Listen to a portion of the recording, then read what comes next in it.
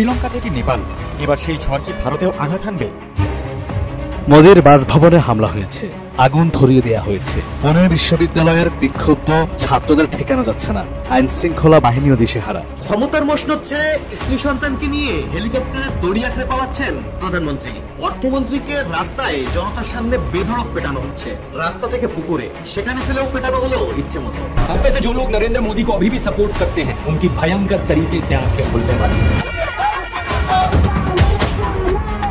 অন্তর্বর্তী সরকারের এই প্রধান সম্পর্কে ভারতের আস্থা খুব একটা নেই। তার প্রশাসনের অনেকেই ভারত বিরোধী অবস্থান নিয়েছেন। সোজা কথায় বললে প্রফেসরকে জমের মতো ভয় পাচ্ছে ভারত। সম্মানিত দর্শক, আসসালামু আলাইকুম। নতুন একটি নিউজে আপনাকে স্বাগতম। প্রিয় দর্শক, সরকার পতনের দাবিতে ফুঁসছে ভারত। এবার নরেন্দ্র মোদীর বাসভবনে হামলা করে বসলো ছাত্র জনতা। তাহলে কি শেখ হাসিনা অলি স্টাইলে পালাবে নরেন্দ্র মোদী? জানতে পারবেন আমাদের আজকের ভিডিওতে। প্রিয় দর্শক, আমাদের আজকের ভিডিওতে অত্যন্ত গুরুত্বপূর্ণ তথ্য শেয়ার করা হয়েছে। দয়া করে ভিডিওটি শুরু থেকে শেষ পর্যন্ত ধৈর্য সহকারে দেখে একটি লাইক দিয়ে সবাইকে বেশি বেশি করে শেয়ার করে দিবেন। সেই সাথে আমাদের ভিডিওটি আপনি বাংলাদেশের কোন জেলায় বসে দেখছেন বা শুনছেন সেটি অবশ্যই কমেন্ট বক্সে কমেন্ট করে জানিয়ে দিতে ভুলবেন না। চলুন আর কথা না বাড়িয়ে ভিডিওটিতে একটি লাইক দিয়ে ধারাবাহিকভাবে আজকের গুরুত্বপূর্ণ খবরগুলো দেখে আসি।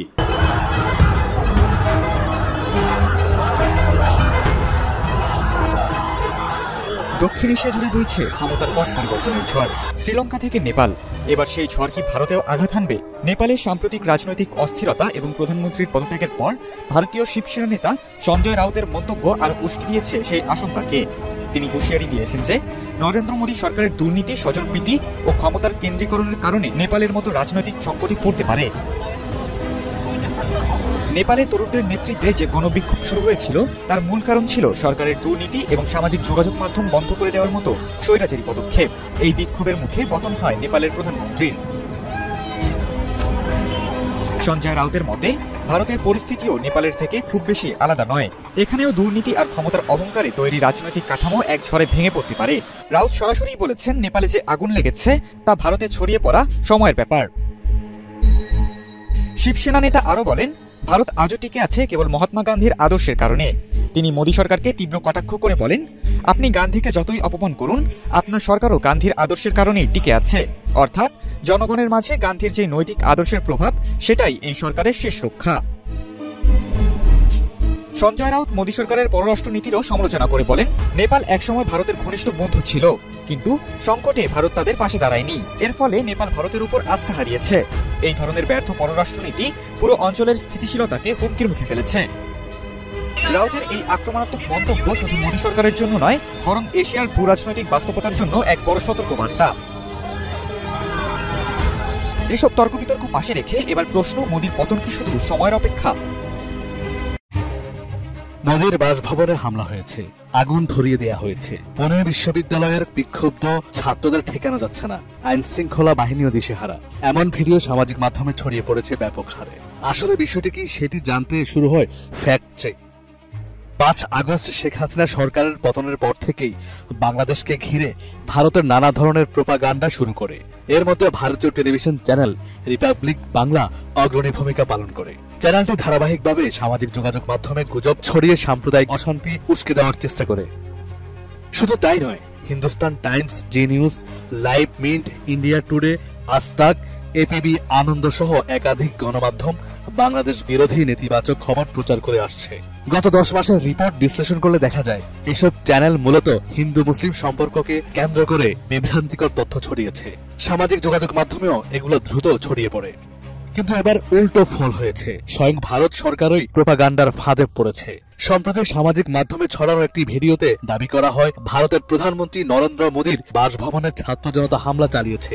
ফেসবুক বিভিন্ন প্ল্যাটফর্মে ভিডিওটি ব্যাপকভাবে ছড়িয়ে পড়ে।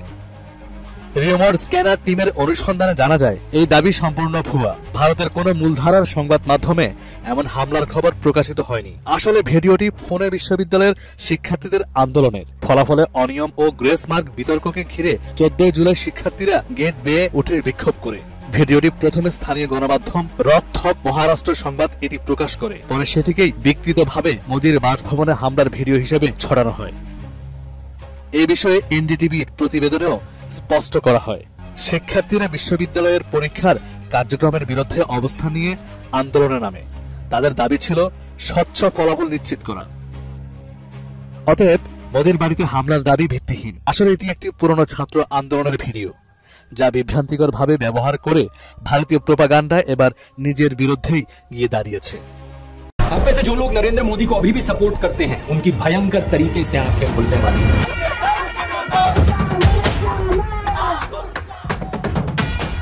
নেপালের ছাত্র আন্দোলনে সরকার ক্ষমতাচ্যুত হওয়ার পরপরই ভারতীয় বিভিন্ন রাজ্যে শুরু হয়েছে জেনজি আন্দোলন, যার ফলে বিপাকে পড়েছে মোদী সরকার। বিহারের পর আসাম, ভারতেও ছড়িয়ে পড়েছে ছাত্র আন্দোলনের আগুন। দেশটির বিভিন্ন রাজ্যে বিভিন্ন দাবিতে রাস্তায় নেমে আসছে হাজার হাজার মানুষ। গত মঙ্গলবার চাকরি প্রত্যাশীদের আন্দোলনে অচল হয়ে পড়েছিল বিহারের বিভিন্ন এলাকা। এবার বিক্ষোভে উত্তাল হয়ে উঠেছে দেশটির আরেক রাজ্য আসাম। অবস্থা যখন তখন প্রশ্ন উঠেছে যে শ্রীলঙ্কা, নেপাল ও বাংলাদেশের প্রধানমন্ত্রীর মতো ভারতের প্রধানমন্ত্রী গুজরাটের কসাইখ্যাত নরেন্দ্র মোদীর গদিও কি নড়ে চড়ে উঠবে? তাকেও কি হেলিকপ্টারে করে পালাতে হবে দেশ ছেড়ে? বুধবার সন্ধ্যায় রাজ্যের তিনকুশিয়া জেলায় মোরান সম্প্রদায়ের প্রায় 20,000 মানুষ রাস্তায় নেমে আসেন। তাদের দাবি, অবিলম্বে মোরানদের তফসিলি উপজাতি মর্যাদা দিতে হবে। অল মোরান স্টুডেন্টস ইউনিয়নের নেতৃত্বে এই বিক্ষোভ শুরু হয় তালাপ, কাকোপাথার ও মার্ঘেরিটায় ধারাবাহিক কর্মসূচির মাধ্যমে। এরপর তারা তিনসুকিয়া শহরে এক বিশাল সমাবেশ করেন। ভারতীয় প্রধানমন্ত্রী নরেন্দ্র মোদীর আসাম সফরের ঠিক আগে এই বিক্ষোভ পুরো শহরকে নাড়িয়ে দিয়েছিল। বিক্ষোভকারীরা হুঁশিয়ারি দিয়ে বলেন, আগামী 72 ঘন্টার মধ্যে সরকার যদি স্পষ্ট কোনো পদক্ষেপ না নেয়, তবে 15 সেপ্টেম্বর থেকে শুরু হবে ব্যাপক অর্থনৈতিক অবরোধ। न जाने बीजेपी के लिए कौन सी मुसीबतें सिर उठाए खड़ी होंगी। ফ্রি প্রেস জার্নালের প্রতিবেদনে বলা হয়েছে, চতুর্থ দফা শিক্ষক নিয়োগ পরীক্ষা ঘিরে তীব্র উত্তেজনা দেখা দিয়েছে বিহারে। শূন্য পদের সংখ্যা ব্যাপকভাবে কমিয়ে দেওয়ার প্রতিবাদে গত মঙ্গলবার বিক্ষোভ করেন হাজারো চাকরি প্রত্যাশী। ওই দিন সকাল থেকে প্রায় 3,000 মানুষ পাটনা কলেজ প্রাঙ্গণে জড়ো হয়ে মুখ্যমন্ত্রী নীতিশ কুমারের বাসভবনের দিকে মিছিল শুরু করেন। কেতন মার্কেট, বকরগঞ্জ, গান্ধী ময়দান, জেপি গোলাম্বার হয়ে ডাকবাংলো স্কয়ার পর্যন্ত ওই মিছিল চলায় রাজধানীর বেশ কিছু এলাকা কার্যত অচল হয়ে পড়ে। চাকরি প্রত্যাশীরা স্লোগান দিতে দিতে দাবি করেন, সরকারের পূর্ব প্রতিশ্রুতি অনুযায়ী 15 সেপ্টেম্বরের মধ্যে 1,20,000 শিক্ষক নিয়োগের বিজ্ঞপ্তি দিতে হবে। তাদের অভিযোগ, সরকার প্রতিশ্রুতি থেকে সরে এসেছে। মাত্র 1 বছরের মধ্যে ভারতের আশেপাশে যা ঘটছে তা ভারতের কাছে, ভারতের শাসক শ্রেণীর কাছে খুবই চিন্তার বিষয়। শ্রীলঙ্কা থেকে বাংলাদেশ আর এখন নেপাল পর্যন্ত ভারতের প্রায় সব প্রতিবেশী রাষ্ট্রে রাজনৈতিক পালাবদল হচ্ছে গণবিক্ষোভ বা গণ অভ্যুত্থানের মধ্য দিয়ে। সব মিলিয়ে খুব একটা ভালো পরিস্থিতিতে নেই মোদী সরকার। চারিদিক থেকে উঠছে আন্দোলনের স্ফুলিঙ্গ, যা মোদী সরকারের কপালে ফেলেছে চিন্তার ভাত। মোদীর গতি কি হবে তা তো সময় বলে দিবে। বাংলাদেশের রাজনীতি আজ যেন দাবার ছক, বোর্ড সাজানো, খেলোয়াড়রা প্রস্তুত, কিন্তু শেষ চাল কার হবে সেটা কেউই নিশ্চিতভাবে বলতে পারছে না। ফেব্রুয়ারির জাতীয় নির্বাচন যত ঘনিয়ে আসছে ততই বাড়ছে অনিশ্চয়তা। আর এই অনিশ্চয়তা শুধু ঢাকার নয়, দিল্লির ঘুমও কাটছে। কারণ বাংলাদেশের ভোট মানেই ভারতের জন্য কঠিন অঙ্ক। গত 1 বছরেরও বেশি সময় ধরে ডক্টর মোহাম্মদ ইউনূসের নেতৃত্বে চলছে অন্তর্বর্তী সরকার। আন্তর্জাতিক মহলে এই সরকার নিয়ে কৌতূহল থাকলেও ভারতের সঙ্গে তাদের সম্পর্ক খুব একটা উষ্ণ হয়নি, বরং নানা প্রসঙ্গে দেখা গেছে শীতলতা। ঢাকা বারবার ভারতের কাছে পলাতক শেখ হাসিনাকে ফেরত পাঠানোর দাবি তুলেছে, কিন্তু সে নিয়ে কোনো উদ্যোগ দেখায়নি দিল্লি। অন্যদিকে ব্যবসা বাণিজ্যেও এসেছে কড়াকড়ি, ফলে দুই দেশের সম্পর্কে তৈরি হয়েছে টানাপোড়েন। অতীতে তাকালে বোঝা যায় বিএনপির সঙ্গেও ভারতের সম্পর্ক সবসময় সরল ছিল না। খালেদা জিয়ার আমলে দিল্লি ঢাকা সম্পর্ক বারবার ঠান্ডা গরম হয়েছে। তাই আওয়ামী লীগকে নিষিদ্ধ করে যখন আগামী নির্বাচন এগোচ্ছে, তখন ভারতের সামনে প্রশ্ন, কে হবে তাদের নির্ভরযোগ্য প্রতিবেশী। ভারতের সরকারি অবস্থান স্পষ্ট, ঢাকা যেন অবাধ, শান্তিপূর্ণ ও অন্তর্ভুক্তিমূলক নির্বাচন আয়োজন করে। পররাষ্ট্র মন্ত্রণালয়ের বিবৃতিতে ইনক্লুসিভ শব্দের বিশেষ গুরুত্ব রয়েছে। সহজ বাংলায় বলতে গেলে ভারত চাইছে সবার অংশগ্রহণে একটি নির্বাচন, কিন্তু যখন আওয়ামী লীগই ভোটে নেই, তখন এই প্রত্যাশার বাস্তব রূপ কেমন হবে সেটাই বড় প্রশ্ন। আন্তর্জাতিক সম্পর্ক বিশ্লেষক শ্রী রাধা দত্ত মনে করেন, দিল্লির প্রধান চাওয়া হচ্ছে স্থিতিশীলতা। বাংলাদেশের রাজনৈতিক ঝড় ভারত একেবারেই চায় না। তিনি বলছেন, আওয়ামী লীগ না থাকলে ভারতের কাছে বিএনপি তুলনামূলকভাবে নিরাপদ বিকল্প। জামায়াত কিংবা নবগঠিত এনসিপির উপর ভারতের আস্থা নেই। ডয়েচে ভেলেকে সাংবাদিক জয়ন্ত রায় চৌধুরীও একই মত দিয়েছেন। তার মতে, অস্থির বাংলাদেশ মানে ভারতের উত্তর পূর্বাঞ্চল ও সীমান্ত অঞ্চলে অনিশ্চয়তা। তাই দিল্লি সর্বোচ্চ চেষ্টা করবে একটি স্থিতিশীল সরকারের পক্ষে দাঁড়াতে। অবসরপ্রাপ্ত আমলা ও সাবেক সাংসদ জহর সরকারের পর্যবেক্ষণ আরও গভীর। তার মতে, বিএনপি পুরনো দল, তাদের সাংগঠনিক শক্তি ও অভিজ্ঞতা আছে। এনসিপি এখনও শিকড় গজাতে পারেনি। আবার দক্ষিণপন্থীদের উত্থান বিএনপিকে মাঝামাঝি জায়গায় ঠেলে দিয়েছে, ফলে পরিস্থিতি অনেকটাই তাদের পক্ষে।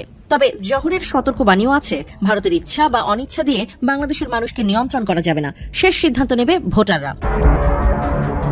দিল্লির উদ্বেগের আরেকটি জায়গা হল ডক্টর মোহাম্মদ ইউনূস। অন্তর্বর্তী সরকারের এই প্রধান সম্পর্কে ভারতের আস্থা খুব একটা নেই। তার প্রশাসনের অনেকেই ভারত বিরোধী অবস্থান নিয়েছেন। সোজা কথায় বললে, প্রফেসরকে জমের মতো ভয় পাচ্ছে ভারত। তাহলে ভারতের নীতি কি হতে পারে? কেউ বলছেন নিরপেক্ষ থাকা উচিত, কেউ বলছেন কৌশলগত কারণে বিএনপির দিকে ঝুঁকবে দিল্লি। তবে শেখ হাসিনার প্রসঙ্গও উপেক্ষা করা যাচ্ছে না। তিনি ক্ষমতায় থাকতে ভারতের জন্য ছিলেন সবচেয়ে বড় মিত্র। তার স্বৈরাচারী শাসন কিংবা দুর্নীতির অভিযোগ থাকা সত্ত্বেও দিল্লি তাকে আঁকড়ে ধরেছিল। তাই একেবারে দূরে সরে যাওয়া কঠিন। সব মিলিয়ে ভারতের সামনে সমীকরণটা অনেক জটিল। একদিকে শেখ হাসিনার উত্তরাধিকার, অন্যদিকে খালেদা জিয়ার বিএনপি, পাশে জামায়াত ও এনসিপির উত্থান, আর মাঝখানে ডক্টর ইউনূসের অন্তর্বর্তী প্রশাসন। প্রত্যেকেরই কিছু না কিছু হিসাব আছে, প্রত্যেকের সঙ্গেই ভারতের সম্পর্কের টানাপোড়েন আছে। এই জটিল রাজনৈতিক অঙ্কের শেষ সমাধান করবে বাংলাদেশের ভোটাররা। তবে ফল যাই হোক, ভারতের সামনে চ্যালেঞ্জ রয়ে যাবে প্রতিবেশীকে বোঝা, তার সঙ্গে কৌশল মেলানো আর নিজেদের স্বার্থ সুরক্ষিত রাখা। ফেব্রুয়ারির সেই ভোট শুধু বাংলাদেশের নয়, ভারতের কূটনৈতিক ক্যালকুলেটরেও এক বড় পরীক্ষা হয়ে থাকছে। চীনে সাংহাই কোঅপারেশন অর্গানাইজেশনের একটা শীর্ষ বৈঠক হয়ে গেল। এটার কিছু গ্লোবাল ইম্প্যাক্ট অবশ্যই আছে, কিন্তু আমাদের দেশে কেউ কেউ এই আলোচনা করতে চাইছেন যে এটা বাংলাদেশের অভ্যন্তরীণ ব্যাপারে বা বাংলাদেশের রাজনীতিতে কী প্রভাব পড়বে। আমরা অনেকে এভাবে বলার চেষ্টা করি যে বাংলাদেশ একটা স্বাধীন সার্বভৌম রাষ্ট্র, অন্যান্য দেশের প্রভাব নিয়ে কী লাভ, কী দরকার এসব নিয়ে আলোচনা করার। বিশেষ করে যখন শেখ হাসিনার পতন এবং তিনি পালিয়েই গেছেন, ভবিষ্যতে একটা গণতান্ত্রিক বাংলাদেশ আসবে, তাহলে কেন আমরা অন্যান্য দেশ নিয়ে আলাপ করব? উত্তর হচ্ছে, এটা গণতান্ত্রিক বাংলাদেশেও বিভিন্ন পরাশক্তি, রিজিওনাল এবং গ্লোবাল সুপার পাওয়ার বাংলাদেশের রাজনীতিতে বা বাংলাদেশ সম্পর্কে তার অবস্থান, তার প্রয়োজন, এগুলো ব্যক্ত করবে, এগুলো জানান দেবে, এগুলোর কাছ থেকে সে সুবিধা চাইবে। এগুলো খুবই জরুরি, এগুলো হয়, এগুলো পৃথিবী এভাবেই চলে, পৃথিবী কোনো পারফেক্ট প্লেস না। সুতরাং আমাদের এগুলো একটু মাথায় রাখা দরকার আছে, কারণ সাম্প্রতিক সময়ে বাংলাদেশের ওপরে প্রভাব রাখতে চাওয়া তিনটা গুরুত্বপূর্ণ শক্তি, ভারত, চীন এবং আমেরিকা। এই এসসিও যে সম্মেলন হয়ে গেল, সেটা নিয়ে তাদের এক ধরনের নতুন মেরুকরণ হয়েছে, কেউ কেউ বলতে চান বলছি। এখন আমরা দেখতে চাই আদতে নতুন মেরুকরণ হয়েছে কিনা এবং সেটা বাংলাদেশের উপরে কী ধরনের প্রভাব ফেলতে পারে। বিস্তারিত গ্লোবাল ইম্প্যাক্টটা আসলে বিস্তারিত কথা বলছি না, আলাদা একটা ভিডিওতে সেটা কভার করার চেষ্টা করব। কিন্তু কি হলো আসলে, ঘটনা হচ্ছে যে কারণে এটা খুবই আলোচিত হয়েছে এবার, এসসিও যে অর্গানাইজেশনটা, সেটায় নরেন্দ্র মোদী যোগ দিতে গেছেন চায়নাতে। এই অর্গানাইজেশন নিয়ে খুব বেসিক কিছু যদি কথা বলে, এটাকে ইউরোএশিয়ান একটা অর্গানাইজেশন বলে, যেখানে প্রাথমিকভাবে 5টা দেশ মিলে চীনের সাথে তারা এই জোট তৈরি করেছিল। চীন, রাশিয়া, স্থানগুলো তাজিকিস্তান, উজবেকিস্তান, কিরগিজস্তান, এরা মিলে করেছিল এবং পরে এসে এখানে ইন্ডিয়া, পাকিস্তান এবং ইরান যোগ দিয়েছে। এর কথা হলো অনেকগুলো পর্যবেক্ষক দেশ আছে এবং আস্তে আস্তে এই সংখ্যাটা পূর্ণ সদস্য দেশের সংখ্যা বাড়বে বা চায়না অ্যাটলিস্ট বাড়াতে চায়। এটা আসলে একটা ইকোনমিক অ্যান্ড সিকিউরিটি অর্গানাইজেশন এবং আরও খুব অল্প কথায় যদি বলি, বারবার বলছি আজকে খুব বিস্তারিত আলোচনা করছি না এসসিও নিয়ে। এটা হচ্ছে একটা আমেরিকান ওয়ার্ল্ড অর্ডার যেটা আছে, পশ্চিমা ওয়ার্ল্ড অর্ডার যেটা আছে, সেটাকে চ্যালেঞ্জ করে একটা ভিন্ন ধরনের ওয়ার্ল্ড অর্ডার। আপাতত তারা মুখে যেটা বলছে সেটা হচ্ছে মাল্টিপোলার ওয়ার্ল্ড, তবে আসলে এটার উদ্দেশ্য হচ্ছে কোনো একদিন তাদের ডমিনেটেড বা তাদের কন্ট্রোলড একটা ওয়ার্ল্ড অর্ডার তারা চালু করতে চান। মানে যে দেশগুলোর নাম বললাম, খেয়াল করলে দেখবো যে ভারতই এখানে একমাত্র এখন পর্যন্ত নির্বাচন ব্যবস্থা ঠিকঠাক আছে এরকম একটা গণতান্ত্রিক দেশ। যদিও ভারতের বিজেপির আমলে ভারত কার্যত একটা ফ্যাসিস্ট স্টেটে পরিণত হয়েছে, বিজেপি এবং তার প্রধান নরেন্দ্র মোদী মারাত্মক ফ্যাসিস্ট মানুষ। যাই হোক, তারা সেখানে গেলেন এবং নরেন্দ্র মোদী এটা যাওয়ার একটা প্রেক্ষাপট আছে, আমরা অনেকে জানি। সেটা হচ্ছে আমেরিকা মোদির ওপরে মারাত্মক রকম ট্যারিফ দিয়েছেন। প্রথম 25% ট্যারিফ দিয়েছেন, কারণ হলো ইন্ডিয়া তার এগ্রিকালচারাল এবং ডেইরি খাত আসলে আমেরিকার হাতে খুলে দিতে চায়নি, খুলে দিতে চায়নি আমেরিকার জন্য, মানে এগুলো বাইরের ব্যাখ্যা। এরপর আরও 25% ট্যারিফ দেওয়া হয়েছে রাশিয়ার কাছ থেকে তেল কেনার জন্য। এই ক্ষোভে মোদি দেখাতে চাইছেন যে তিনি অল্টারনেটিভ কিছু খুঁজছেন। তিনি আমেরিকাকেও পাল্টা চাপ তৈরি, মানে ইন্ডিয়া রেসিপ্রোকাল ট্যারিফ দেয়নি, কিন্তু ইন্ডিয়া আমেরিকাকে দেখাতে চাইছে, দেখো আমার অপশনস আছে এবং আমাকে ঠেকাও, আমার সাথে ঝামেলা করো না, না হয় আমি কিন্তু তোমার অ্যাডভার্সারি চায়নার দিকে চলে যাব। ইত্যাদি ইত্যাদি। এই কারণে মোদি ওখানে গেছেন, 7 বছর পর গেছেন। মোদি আসলে এবারও যেতেন না যদি এই ট্যারিফের ব্যাপারটা হতে, এটা ধারণা করা যায়। কারণ চীনের কাছ থেকে তাদের বহু ঝামেলা আছে, তাদের সীমান্তের একটা বিরাট অংশ, লাদাখ সীমান্তের একটা বিরাট অংশ তাদের দখল করে নিয়েছে চায়না। মানে ইন্ডিয়া এটা স্বীকারও করতে পারে না, অস্বীকারও করতে পারে না। অস্বীকার করতে পারে না, অস্বীকার না যদি করে তাহলে তো চায়নার সাথে কোনো সংকট নেই, আর স্বীকার করলে বিপদ হচ্ছে এই ভূমি সে কেন পুনরুদ্ধার করছে না। শুধু তাই না, অরুণাচল যে প্রদেশটা আছে এটা পুরোটা চায়না তার নিজের বলে দাবি করে এবং তার ম্যাপে সে সাউথ তিবেত হিসেবে দেখিয়ে তার ম্যাপে ইনক্লুড করে ম্যাপ প্রকাশ করে। সুতরাং ইন্ডিয়ার সাথে চায়নার যথেষ্ট রকম সংকট আসলে আছে। এগুলো সুরাহা হওয়ার আগ পর্যন্ত এই সম্পর্ক স্বাভাবিকীকরণ করার সম্ভাবনা ছিল না, কিন্তু মোদি ওখানে গেছেন। তাদের আসলে আদতে কি হবে সেটা পরে। এখন তাহলে কি দাঁড়ালো বাংলাদেশের সমীকরণের কথা বলছি। বাংলাদেশে দীর্ঘদিন থেকে কি পরিস্থিতি ছিল আমরা যদি এভাবে বলি, আমরা একটু পোস্ট 9/11 যদি বলি, বাংলাদেশে মানে আমেরিকা যখন তার সন্ত্রাসের বিরুদ্ধে যুদ্ধ শুরু করলো, আদতে এটা আসলে ইসলামের বিরুদ্ধে তার একরকম অভিযানের সে আওয়াজ তুললো বিভিন্ন জায়গায়, সে এই কাজটা করতে গেল। এই অঞ্চলে তখন ভারতকে এক ধরনের তালুকদারি দেওয়া হয়েছিল যে it's your backyard, south Asia, তুমি তোমার মতো করে কাজ করো, তুমি যা ইচ্ছা তা করবা। এই প্রেক্ষাপটেই আসলে 14 সালে যে ভারত যেভাবে চেয়েছিল সেভাবে নির্বাচন হয়েছে এবং আমেরিকার অস্বস্তি থাকলেও আমেরিকা ওটা মেনে নিয়েছিল। আমাদের মনে থাকার কথা, আমেরিকান রাষ্ট্রদূত দিল্লিতে গিয়েছিলেন ভারতকে কনভিন্স করতে, কারণ আমেরিকার তখনকার নীতি ছিল সে নিজে এখানে খুব বেশি ইনভলভড হবে না, সে ভারতকে এই জায়গার ওই যে বললাম তালুকদারির মতো দিয়েছে। কিন্তু পরবর্তীতে যেটা দেখা যায়, ভারত এখানে আসলে খুব ভালো করেনি, ভারত এই অঞ্চলের প্রভাব নষ্ট করেছে। আমেরিকা চেয়েছিল ভারতের মাধ্যমে তার প্রভাব এখানে থাকবে এবং ভারতও বলতে চেয়েছে তুমি যদি আমাকে এত মিত্রই মনে করো, তুমি আমাকে কোয়াডের মেম্বার করেছো, তোমার এত গুরুত্বপূর্ণ আইপিএস ইন দ্য প্যাসিফিক স্ট্র্যাটেজির অংশ হিসাবে এই ইন্ডিয়ান ওশানে যেহেতু এসছো, তুমি এখানে আমাকে এই জায়গাটার দায়িত্ব দিতে হবে। এই ছিল ভারতের চিন্তা। কিন্তু ভারত আটারলি ফেল করেছে, প্রত্যেকটা দেশ ভারতের বিপক্ষে চলে গেছে। আমি জনগণের কথা বলছি। লাস্ট ছিল শেখ হাসিনা, যে ব্যক্তি বা একটা দল ভারতের তাবেদারি করেছে, কিন্তু জনগণ তার বিরুদ্ধে গেছে অনেক অনেক আগেই। ফলে বাইডেন আসার পর বাইডেন ঘোষণা দিয়ে আসলে তার নিজস্ব যে প্রভাব বলয় সেটা বাংলাদেশ সহ বিভিন্ন জায়গায় রাখতে চেয়েছে এবং বাংলাদেশে তাদের একজন দূত এসে স্পষ্টভাবে বলে গেছেন, আমি শেখ হাসিনার সময় এগুলো বহুবার দেখিয়েছি, যে বাংলাদেশকে আর ভারতের চোখ দিয়ে দেখে না, আমেরিকা ক্লিয়ার করেছেন।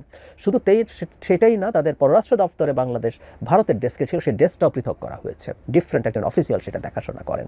সো আমেরিকা সেভাবে দেখতে এবং এখনও পর্যন্ত সেই জায়গাটা আছে। এবং আমি যোগ করি এটা, কিছুদিন আগে প্রধান উপদেষ্টা যখন মার্কো রুবিওর সাথে কথা বলেন তখন ইন্দো প্যাসিফিক স্ট্র্যাটেজির ব্যাপারে তারা দুজনই পরস্পর গুরুত্ব আরোপ করেছেন। তাতে এটা স্পষ্ট যে বাইডেনের অনেক কিছু সমালোচনা করলেও ট্রাম্প ইন্দো প্যাসিফিক স্ট্র্যাটেজি থেকে সরে আসছেন না। তার মানে আমেরিকা এই অঞ্চলে তার প্রভাব রাখতে চাইবে, তার প্রভাব বলয় রাখতে চাইবে। এখানেই এখন ব্যাপারটা দাঁড়িয়েলো। আগে যেটা হলো যে আমেরিকা ইন্ডিয়ার সাথে মিত্র ছিল, তারা দুজন বাংলাদেশ পয়েন্টে এক ধরনের একমত ছিল, যদিও শেখ হাসিনার ওই রেজিমের প্রশ্নে বাইডেন প্রশাসন অত্যন্ত ত্যক্ত বিরক্ত ছিল, কিন্তু ভারতের চাপে শেষ পর্যন্ত তাদেরকে একবার সরেও আসতে হয়েছিল আমাদের। এই কারণেই হয়তো নির্বাচনটা হতে পেরেছিল 7 জানুয়ারি 2024-এ। এদিকে বিক্ষোভে উত্তাল তুরস্ক, এরদোয়ানের পদত্যাগ দাবি। বিরোধী দলের উপর সরকারের দমন পীড়নের অভিযোগে উত্তাল তুরস্কের রাজনীতি। গতকাল রবিবার দেশটির রাজধানী আঙ্কারায় প্রধান বিরোধী দল রিপাবলিকান পিপলস পার্টি বিশাল সমাবেশে যোগ দেন হাজার হাজার মানুষ। সমাবেশে এরদোয়ানের পদত্যাগ দাবি করেন বিরোধী নেতারা। রয়টার্সের প্রতিবেদনে বলা হয়, আঙ্কারার তানদোগান স্কোয়ারে এক বিশাল সমাবেশ করে রিপাবলিকান পিপলস পার্টি সিএইচপি। সেখানে সমবেত হয় কয়েক লাখ মানুষ। লাইভ ফুটেজে দেখা গেছে জনতা তুরস্কের পতাকা এবং দলীয় ব্যানার উড়িয়ে প্রেসিডেন্ট রিসেপ তাইপ এরদোয়ানের পদত্যাগের জন্য স্লোগান দিচ্ছে। গত কয়েক মাসে সিএসপির একাধিক মেয়র এবং শতাধিক পৌর কর্মচারীকে দুর্নীতির অভিযোগে গ্রেপ্তার করা হয়েছে। এর মধ্যে রয়েছে ইস্তাম্বুলের মেয়র এবং বর্তমান প্রেসিডেন্ট রিসেপ তাইপ এরদোয়ানের মূল প্রতিদ্বন্দ্বী এক্রেম ইমামগ্লু। সিএসপি দাবি এসব গ্রেপ্তার এবং দুর্নীতির অভিযোগ মিথ্যা। বিরোধী দলকে দুর্বল করতেই পরিকল্পিত অবৈধ অভিযান চালাচ্ছে সরকার, যা এরদোয়ানের আগামী প্রেসিডেন্ট নির্বাচনের পথ প্রশস্ত করবে। এদিকে আন্দোলনের মঞ্চে দাঁড়িয়ে দলীয় নেতা ওজগুল ওজেল বলেন, এই মামলাগুলো রাজনৈতিক, গ্রেপ্তার নেতারা নির্দোষ বলেও দাবি করেন তিনি। তবে এমন অভিযোগ অস্বীকার করেছে এরদোয়ান সরকার, বলেছে তুরস্কের বিচার ব্যবস্থা স্বাধীন এবং তারা আইন অনুযায়ী কাজ করছে। এদিকে তুরস্কের কংগ্রেস বাতিল চেয়ে 2023 সালে করা মামলার রায় হওয়ার কথা আজ। কংগ্রেস বাতিল হলে সিএসপির নেতৃত্ব বদল হওয়ার সম্ভাবনা প্রবল, যা দলটিকে অভ্যন্তরীণ সংকটে ফেলবে বলে মনে করছে বিশ্লেষকরা।